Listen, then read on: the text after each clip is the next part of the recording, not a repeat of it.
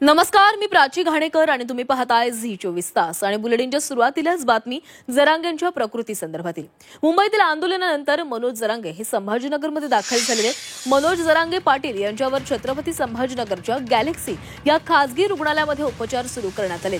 उपोषणामुळे त्यांची प्रकृती नाजूक असून डॉक्टरांनी त्यांना 15 दिवस आराम करण्याचा सल्ला दिलाय।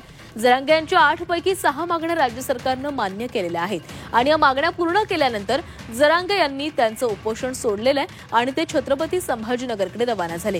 रात्री उशिरा छत्रपती संभाजीनगरमध्ये दाखल झाल्यानंतर जरांगे यांच्यावर खासगी रुग्णालयात उपचार सुरू करण्यात आले।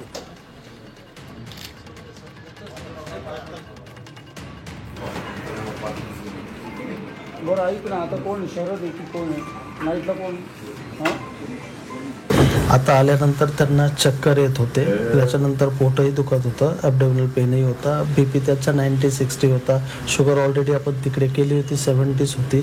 एकंदरीत थोडीशी तब्येत जी आहे ती नाजूक आहेत आणि आता आपण सर्व प्रकारे ट्रीटमेंट सुरू केलेली आहे आणि त्यांच्या बाकीची टेस्टिंगही पाठवली आहे, ब्लड टेस्ट वगैरे। बरं, पुढचे किती दिवस त्यांना? नाही, 1-2 आठवडे तरी त्यांना ट्रीटमेंटची सक्त आवश्यकता आहे असं मी सांगितलं। त्यांना दौऱ्यावर जाणं किंवा काही आता नाही, पुढचं तर 15 दिवस मिनिमम तर काहीच नाही।